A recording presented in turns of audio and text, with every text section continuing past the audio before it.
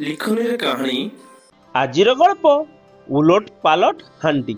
गोटे गाँव जड़े गरीब लोक रोता है किंतु तार पड़ोशी माने भलरे खाई पी मजारे रोता से सुख को देखी से लोकटी मन दुख हो जाए।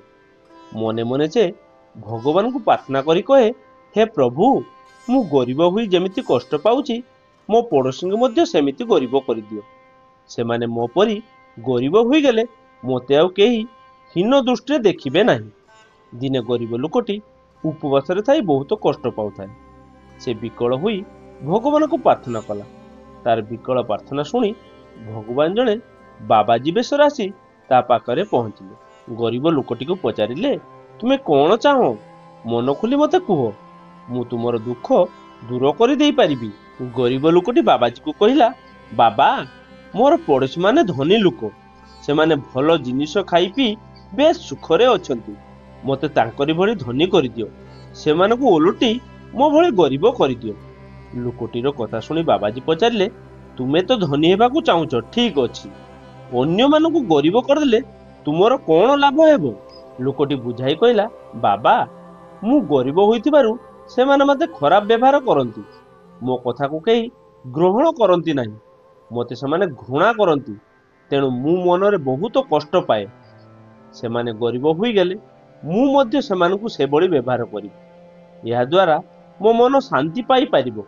लोकटीर कथा सुनी सारी बाबाजी निज मुणारू गुटे हांडी काढ़ी कहिले, ए माटी हांडी नियो, पाखरे रखिथिबो, जेतेबेले तुमर जहा दरकार ताकू मागिबो, से तुमर मनस्कामना पूर्ण करिदेबो। किंतु गुटिए कथा मने रखिथिबो जे तुमे निज पई जहा मागिबो ता तुमर पड़ोशी को मिल जिवो, पड़ोशी को पई जहा मागिबो ता तुमको मिल जिवो। सेतिपई ए हांडीर नाम हेउची उलट पालट हांडी। एतिक कही बाबाजी जनक सेठरू चली गले। उलट पालट हांडी को पाई गरीब लोकटी आनंदरे अधीर होई पड़िला। से हांडी को मुंडे थुई बहुत नाचिगला। मने मने से भगवान को धन्यवाद जणेला। एथर तार पड़ोशी मानकु भल करी पाने दब बोली चिंता कला। प्रथमे पड़ोशी मानकु गरीब करदेबाकू ठीक कला। तापर से गोटे बड़ पक्का घर निज पाई मागिबो।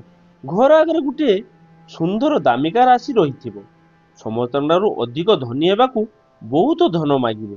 ताकू देखि पड़ोशी माने ईर्षारे जळिबे। से माने आसी ता द्वारे ठिया होई साहाय्य मागिबे। तापर से मनकु मन कहला, मु तांकू दूर दूर करी माड़ देबी। थरे माड़ खाइले से माने आउ केबे मो पक्का घर द्वार को माड़िबे नाही। एहीपरि केते कथा भाबी भाबी से निज कुड़ियारे पहुंची गला। उलट पालट हांडी को तोले थुई तार ढंकणा खुली देखिला, ता भितरे किछि नाही। बाबाजीर कथारे तार संदेह हैला। एथर कहिला, से हांडी को परीक्षा करिया पई उलट पालट हांडी जदि सत होइथिबु तेबे आगे पड़ोशी मानकु ठेंगारे पिटी पका, मु मजा देखिबी। सतको सत से हांडी भितरु मुटा मुटा केतेटा ठेंगा बाहरी पड़ी से गरीब लोकटू पिटी चलिले। बापलो बोउलो कही से तले गड़ी गड़ी एणे तेणे दौड़िला। रह रह जेते कहले भी ठेंगा माने ता कथा सुनिले नाही। एमिति केमिति हेला से जानी पारिला नाही। जीवन विकल से हांडी पाखकू दौड़ी आसी गुंठाए पकाइला। माटी हांडीटा शब्द करी भांगी खंड खंड होई गला। ठेंगा गुड़ाक चाहू चाहू कुआड़े उभाई गला। ठेंगा पार खाई सारिबा परे से मने पकाइला, बाबाजी ताकू कहितिले से पड़ोशी पई जहा मागिबो ताहा ताकू मिलिबो। सेमानक पई माड़ मागी से निज पई अजथा माड़ को डाकी आनिला। ता निज कला कर्मर फल से भोग करिछि।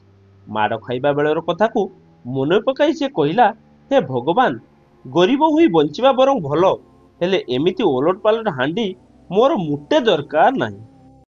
लेखनी रे कहानी गल्पटी आपण मानकु भल लागिथिले भिडियोटी को लाइक कर दियंतु, शेयर कर दियंतु एवं गल्पटी भल लागिथिले किंबा खराब लागिथिले आपण माने कमेंट द्वारा आमको जणांतु।